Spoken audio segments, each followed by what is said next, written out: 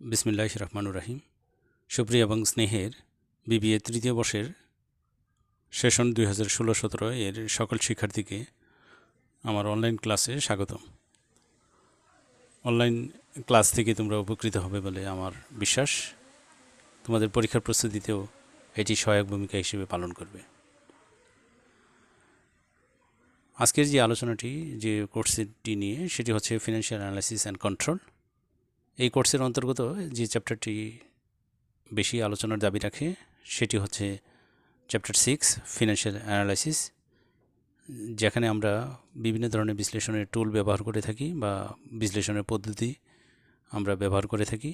সেই বিশ্লেষণ পদ্ধতিগুলোর মধ্যে উল্লেখযোগ্য কয়েকটি হচ্ছে রেশিও অ্যানালাইসিস, ভার্টিক্যাল অ্যানালাইসিস বা আমরা যেটা বলি common size analysis, horizontal analysis বা trend analysis, DuPont analysis, cash flow analysis, analysis of profitability. এই বিশ্লেষণগুলো আমরা সাধারণত করে থাকি। এর পাশাপাশি যে কনসেপ্টটা আমাদের এই বিশ্লেষণের ক্ষেত্রে বিবেচনা করতে হয় সেটি হচ্ছে রিফর্মুলেশন অফ স্টেটমেন্টস। রিফর্মুলেশন আমরা কেন করি? রিফর্মুলেশন হচ্ছে আমরা একটি কারবারের পূর্ণাঙ্গ আর্থিক অবস্থা এবং ফলাফল আমরা নির্ধারণ করতে চাই। তার জন্য আমরা যে আর্থিক বিবরণী যে প্রস্তুত করা থাকে সেগুলোকে আমরা একটু রিডিফাইন করি, যার মাধ্যমে আমাদের প্রকৃত ফলাফলটা বা প্রকৃত অবস্থাটা আমরা বের করে আনতে পারি। রিফর্মুলেশনের মেইন কাজ হচ্ছে যে এখানে অপারেশন সাইড থেকে ফিনান্সিয়াল সাইডটাকে আলাদাভাবে রিকগনাইজড করা। আমরা ইনকাম স্টেটমেন্টে যদি কথা বলি তাহলে সেক্ষেত্রে ইনকামকে আমরা দুইটা ভাগে ভাগ করব। সেটি হচ্ছে অপারেটিং ইনকাম, আরেকটি হচ্ছে ফিনান্সিয়াল ইনকাম। যদি এক্সপেন্স, যেহেতু আমরা জানি যে ইনকাম স্টেটমেন্টে আরেকটি মেজর আইটেম হচ্ছে এক্সপেন্স, তাহলে এক্সপেন্সকেও আমরা দুই ভাগে ভাগ করব। একটি হচ্ছে অপারেটিং এক্সপেন্সেস, আরেকটি হচ্ছে ফিনান্সিয়াল এক্সপেন্স। অর্থাৎ আমাদের মূল কথা হচ্ছে এখানে অপারেশন সাইড থেকে ফিনান্সিয়াল সাইডটাকে আলাদা করা। আমরা যদি ব্যালেন্স শিটের দিকে তাকাই তাহলে সেখানেও আমরা দেখব যে রিফর্মুলেশনের ক্ষেত্রে আমরা অ্যাসেটগুলোকে দুইটা ভাগে ভাগ করব। সেটি হচ্ছে অপারেটিং অ্যাসেটস এবং আরেকটি হচ্ছে ফিনান্সিয়াল অ্যাসেটস। আর আমাদের লায়াবিলিটি সাইডকেও দুইটা ভাগে আমরা দেখতে চাই। সেটি হচ্ছে অপারেটিং লায়াবিলিটি আর এটি হচ্ছে ফিনান্সিয়াল লায়াবিলিটি বা অব্লিগেশন। অর্থাৎ আমাদের ট্র্যাডিশনাল যে ইনকাম স্টেটমেন্ট এবং ব্যালেন্স শিট সেটি থেকে আমাদেরকে অ্যানালাইসিসের জন্য আমাদের প্রয়োজন হচ্ছে রিফর্মুলেশন। আমরা এই রিফর্মুলেশন এবং অ্যানালাইসিস টুলগুলো যে বিশ্লেষণ সেটা চ্যাপ্টার 6-এর মধ্যেই থাকবে। আমরা আজকে যে আমাদের টপিক সেটি হচ্ছে আমাদের মুনাফা অর্জন ক্ষমতা বিশ্লেষণ, অ্যানালাইসিস অফ প্রফিটেবিলিটি। এই মুনাফা অর্জন বিশ্লেষণটা আমরা যদি সাধারণ ভাষায় বলি, সাধারণভাবে বলার চেষ্টা করি, তাহলে সেটি হচ্ছে যে শেয়ার হোল্ডারদের আয় নির্ধারণের বিশ্লেষণই হচ্ছে মুনাফা অর্জন ক্ষমতা বিশ্লেষণ। এখন আমরা দেখতে চাই যে আসলে আমরা যে return on common stock equity, যেটাকে আমরা সংক্ষেপে বলি ROCE, আমরা সংক্ষেপে ROEC নামেই এটা পরিচিত। এই ROEC নির্ধারণের ক্ষেত্রে আমরা দেখব কিছু নির্ধারক বা কিছু ড্রাইভার রয়েছে যার মাধ্যমে ROEC উপর একটা প্রভাব বিস্তার করে। এই ROEC নির্ধারণের আমরা দুইটি সমীকরণের মাধ্যমে কিন্তু আমরা এখন বোঝার চেষ্টা করব। এবং ROEC নির্ধারণের ক্ষেত্রে যে দুইটি সমীকরণ সেটি খেয়াল করো তোমরা।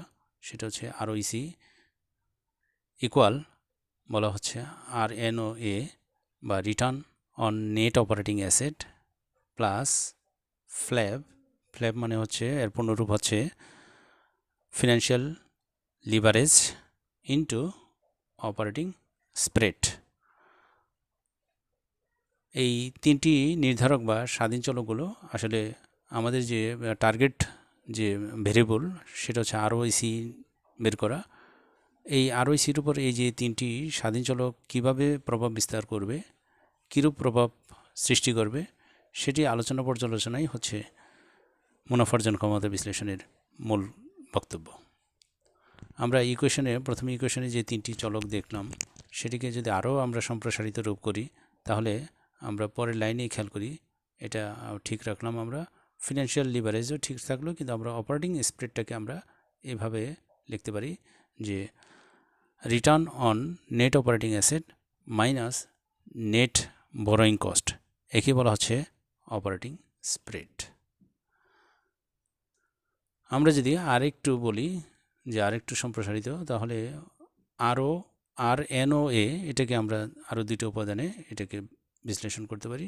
সেই দুটো উপাদান হচ্ছে যে RONA, প্রথম উপাদান হচ্ছে প্রফিট মার্জিন, পিএমটাকে আমরা বলছি, এর পূর্ণরূপ হচ্ছে প্রফিট মার্জিন, এবং গুণ হচ্ছে ATO অর্থাৎ অ্যাসেট টার্নওভার। অর্থাৎ আমরা সরাসরি RNOA তৈরি করি না, আমরা এই দুইটা আগে তৈরি করি, তারপর দুইটাকে যখন গুণফল করব তখন আমরা পেয়ে যাব RNOA। আর RNOA যখন আমরা পেয়ে যাব, তখন যদি আমরা ফিনান্সিয়াল লিভারেজ এবং তার সাথে যদি অপারেটিং স্প্রেড আমরা গুণ করি, তাহলে আমরা পেয়ে যাব ROC। এবং এই ইকুয়েশনটা আমাদের অবশ্যই মনে রাখতে হবে। পরীক্ষাতে বিভিন্ন ROC নির্ধারণের উপায় থাকে বিভিন্ন ধরনের, কিন্তু আমরা যখন ইকুয়েশন ফলো করব তখন কিন্তু আমাদের এইভাবে নির্ধারণ করতে হবে। অর্থাৎ এখানে তিনটি স্বাধীন চলকের কথা বলা হচ্ছে। একটি হচ্ছে RNOA, আরেকটি হচ্ছে ফ্ল্যাব বা ফিনান্সিয়াল লিভারেজ, এবং অপরটি হচ্ছে অপারেটিং স্প্রেড। এবং অপারেটিং স্প্রেডকে আমরা ভেঙে দেখালাম যে অপারেটিং স্প্রেড সমান হচ্ছে return on net operating asset minus NBC। আবার আমরা RNOA-কে ভেঙে আমরা বলছি প্রফিট মার্জিন ইন্টু ATO। আমরা দ্বিতীয় ইকুয়েশনে খেয়াল করব একটু। দ্বিতীয় ইকুয়েশনটা আবার আমাদের প্রথম ইকুয়েশনের একটা ধারাবাহিকতা, সেটা হচ্ছে রিটার্ন অন নেট অপারেটিং অ্যাসেটকে আবার আমরা এইভাবে সাজাতে পারি ইকুয়েশনের সাহায্যে।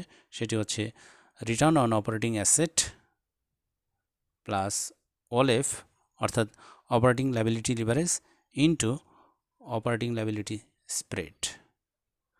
আমরা যদি আরেকটু ভেঙে বলি, দ্বিতীয় লাইনে সেটা উল্লেখ করা আছে, অর্থাৎ অপারেটিং লায়াবিলিটি স্প্রেডটাকে সেটা হচ্ছে return on operating asset minus short term borrowing rate.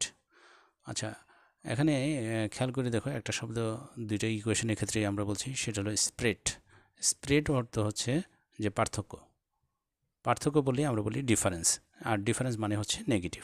অর্থাৎ নেগেটিভ চিহ্নের ডান পাশে এবং বাম পাশে যে এলিমেন্টগুলো থাকে তাদের যে বিয়োগফল, এই বিয়োগফলটাকে আমরা বলছি স্প্রেড।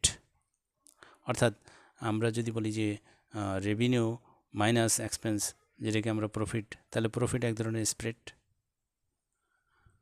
তো আলোচনার এই জায়গা থেকে আমরা বলবো যে আমরা একটা প্রশ্ন, তোমাদের হয়তো মনে পড়ে কিনা আমি জানি না, যে এই প্রশ্নটি আমি কিন্তু তোমাদের ক্লাসে করেছিলাম এবং এটার উত্তর দেওয়ার পাশাপাশি চেষ্টা করছি যে state whether the following measures drive return on common equity positively, negatively or depending on the circumstances. এর বাংলা মিনিং হচ্ছে যে এই নিম্নোক্ত যে 6টি বিষয় আছে, এই 6টি বিষয় ROCর উপর কী প্রভাব সৃষ্টি করে, সেটা কি নেগেটিভ সম্পর্ক সৃষ্টি করে, নাকি পজিটিভ সম্পর্ক, নাকি উভয় বা বোথ, সেটি আমরা দেখতে চাই।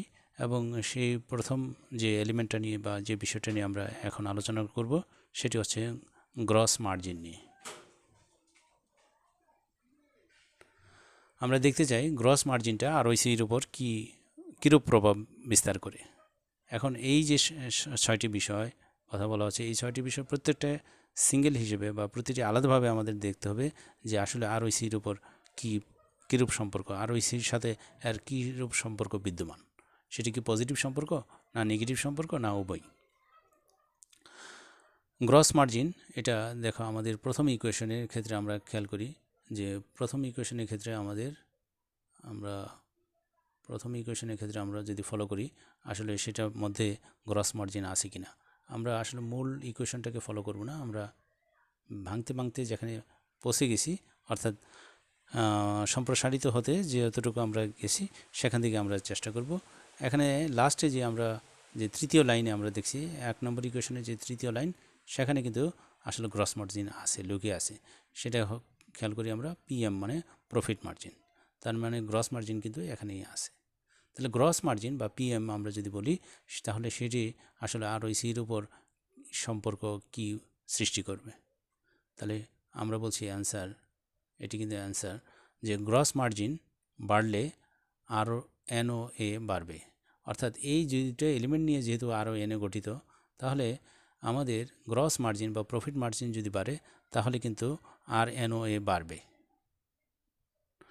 আর এনওএ যদি বাড়ে আর সব কিছু যদি অপরিবর্তিত থাকে, তাহলে এটা যদি ইনক্রিজ করে তাহলে আরওসি বৃদ্ধি পাবে।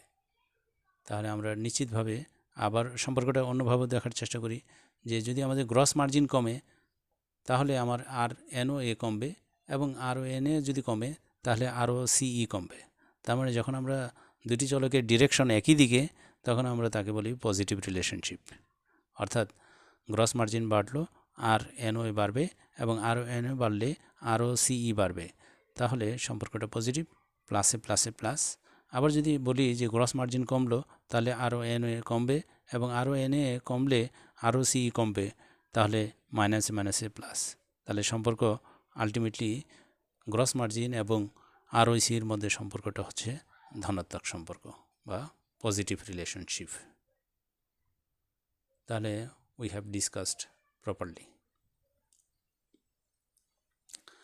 এখন আমরা পরের স্লাইডে যাব। সেখানে আমরা দেখব যে আমাদের যে সেকেন্ড যে থিঙ্ক অর্থাৎ বিষয়, সেটির নাম হচ্ছে অ্যাডভার্টাইজিং এক্সপেন্স। আমরা অ্যাডভার্টাইজিং এক্সপেন্স যদি ফলো করি, তাহলে আমরা আরওসির উপর কীরূপ সম্পর্ক, আরওসির সাথে আর কী সম্পর্ক গিয়ে দাঁড়াবে, সেটি যদি আমরা ইকুয়েশনে ফলো করতে চাই, তাহলে এখানে ইকুয়েশন 1 না 2 নম্বর ফলো করব, সেটা দেখার বিষয়। আমরা অ্যাডভার্টাইজিং এক্সপেন্সকে আসলে কোথাও সরাসরি দেখতে পাচ্ছি না, কিন্তু একটি জায়গায় সে কিন্তু লুকিয়ে আছে। সেটা হচ্ছে যে আমার পরিচালন যে ইনকাম, সেই ইনকাম আমরা যদি বলি, বা অপারেটিং স্প্রেড, তার প্রথম এলিমেন্ট হচ্ছে অপারেটিং স্প্রেড সমান হচ্ছে আর এনওএ মাইনাস এনবিসি। তাহলে আমরা বলছি কি, খেয়াল করো, অ্যাডভার্টাইজিং এক্সপেন্স পরিচালনা আয়কে কমায়। আমরা জানি কোনো এক্সপেন্স আসলে আমার অপারেটিং ইনকামকে কমিয়ে দেবে। আমি যত বেশি অ্যাডভার্টাইজিং এক্সপেন্স করব, তত আমার অপারেটিং এক্সপেন্স বাড়বে। অপারেটিং এক্সপেন্স যদি বাড়ে তাহলে অপারেটিং ইনকাম কমে যাবে। তাহলে অপারেটিং স্প্রেডের অবস্থাটা কিন্তু আগের মতো আর থাকবে না, অর্থাৎ এটা কিন্তু বিকামস স্মল। অপারেটিং স্প্রেড যখন কমে যাবে, তখন কিন্তু আমার ফ্ল্যাপ যদি একই থাকে, অর্থাৎ ফিনান্সিয়াল অব্লিগেশন, ফিনান্সিয়াল লিভারেজ যদি একইও থাকে, তবুও আমার কমার কারণে আমার আরওসি এর অবস্থান কিন্তু কমে যাবে। অর্থাৎ অ্যাডভার্টাইজিং এক্সপেন্স বাড়লো, তার কারণে আরওসি কমলো। অপারেটিং এক্সপেন্স বৃদ্ধির কারণে আমার অপারেটিং ইনকাম কমে গেছে, এবং ইনকাম কমার কারণে আমার আরওসি কমে যাবে, যার কারণে আমরা বলছি সম্পর্কটা নেগেটিভ। অর্থাৎ দুইটা চলক যখন একই ডিরেকশনে থাকবে না, বিপরীত ডিরেকশনে কাজ করবে, তখন এটাকে বলা হচ্ছে নেগেটিভ রিলেশনশিপ। যেহেতু আমরা অ্যাডভার্টাইজিং এক্সপেন্সকে বাড়াইলাম, এবং এক্সপেন্স বাড়ানোর কারণে আমার অপারেটিং ইনকাম কমে যাবে, এবং অপারেটিং ইনকাম যদি কমে যায় তাহলে অপারেটিং স্প্রেড কমে যাবে।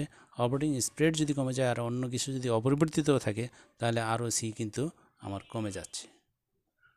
তাহলে এক্সপেন্স বাড়ার কারণে আমার আরওসি কমে যাওয়াটা সম্পর্কটা কিন্তু নেগেটিভ।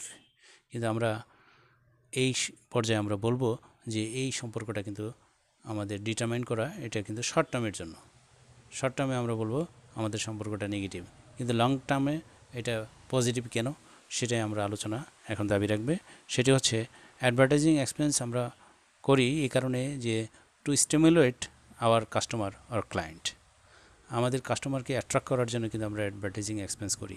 এর ফলে কিন্তু আমরা ধীরে ধীরে কাস্টমারদের কাছে আসতে পারবো, এবং এইভাবে আমরা কাস্টমারদেরকে বাড়াইতে পারবো। আমাদের বাজার দখলটা অনুকূলে আসবে। যখন বাজার অনুকূলে আসবে, তখন আমার অপারেটিং স্প্রেড কিন্তু বেড়ে যাবে। আবার অপারেটিং স্প্রেড যদি বেড়ে যায়, তাহলে আরওসিও কিন্তু বেড়ে যাবে। তাহলে লং টার্মে সম্পর্কটা কিন্তু পজিটিভ।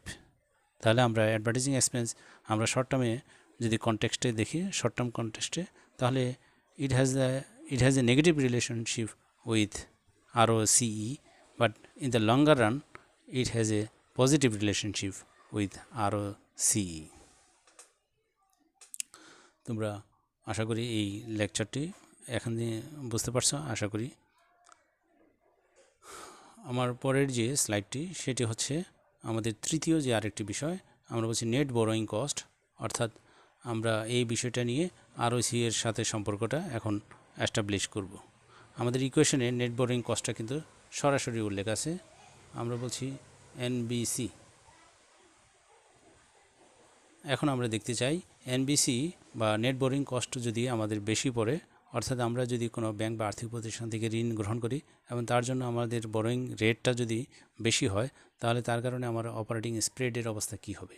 নেট বোরিং কস্ট যদি বেড়ে যায়, আমার অপারেটিং ইনকামের চেয়ে যদি আমার বোরিং খরচটা যদি বেড়ে যায়, তাহলে আমার অপারেটিং স্প্রেডটা কিন্তু কমে যাবে। তাহলে অপারেটিং স্প্রেড যদি কমে যায়, তাহলে আমার আরওসিও কমে যাবে। তার মানে আমরা বলছি এনবিসি বাড়লো তাহলে আরওসি কমলো, তার মানে there is a negative relationship. তাহলে একটা চলক যদি কমে বাড়ে, অর্থাৎ এখানে স্বাধীন চলক হিসেবে আমরা বলছি নেট বোরোয়িং কস্ট, সেটি যদি বাড়ার কারণে আমার অপারেটিং স্প্রেড কমে যায় এবং অপারেটিং স্প্রেড কমার কারণে আমার আরওসি কমে যায়, তাহলে সম্পর্কটা কিন্তু নেগেটিভ। আবার বিপরীতভাবেও যদি আমরা দৃশ্যটা দেখি, সেটি হচ্ছে আমরা যদি নেট বোরোয়িং কস্ট যদি বাড়ে, তাহলে অপারেটিং স্প্রেড কমে যাবে, আর অপারেটিং স্প্রেড কমার কারণে বাড়ার কারণে আমার আরওসি বেড়ে যাবে। তাহলে সম্পর্কটা কিন্তু উভয় দিক থেকে নেগেটিভ, অর্থাৎ দুইটা চলক যখন বিপরীত ডিরেকশনে কাজ করবে, অর্থাৎ একটি বাড়ার কারণে আরেকটি কমবে অথবা একটি কমার কারণে আরেকটি বাড়বে, তাহলে এই সম্পর্কটাকে আমরা বলবো নেগেটিভ রিলেশনশিপ। আমি আশা করব আমার প্রিয় শিক্ষার্থীরা এই তিনটি বিষয় আজকে যে আলোচনা করা হলো সেটি পজিটিভ না নেগেটিভ নাকি উভয়, সেটা কিন্তু তোমরা ধরতে পারছো, এবং সেখানে প্রয়োজন হচ্ছে দুইটি সমীকরণের। সেই দুইটি সমীকরণ আমাদের স্লাইডে কিন্তু দেওয়া আছে। যে প্রথম ইকুয়েশনটি হচ্ছে ROC equal return on net operating asset plus financial leverage into operating spread. তো আমাদের তিনটা বিষয় আসলে প্রথম সমীকরণকে নিয়ে, দ্বিতীয় সমীকরণে এখনও আমাদের যেতে হয়নি। আমরা আরও যে তিনটি বিষয় থাকবে সেটি আমরা নেক্সট ক্লাসে আমরা দেখাবো, সেখানে দ্বিতীয় সমীকরণের ব্যবহার রয়েছে। আমরা প্রথম সমীকরণটি আমরা ভালোভাবে বিশ্লেষণ করার চেষ্টা করব, তাহলেই আমরা কিন্তু সম্পর্কটা বুঝতে সক্ষম হব। আজকে এই পর্যন্তই, ইনশাল্লাহ পরবর্তী ক্লাসে দেখা হবে। ততক্ষণ পর্যন্ত তোমরা ভালো থাকো, সুস্থ থাকো। করোনার সময় stay at home, stay at your surroundings and follow the general health guidelines. তো এই পর্যন্তই, আল্লাহ হাফেজ।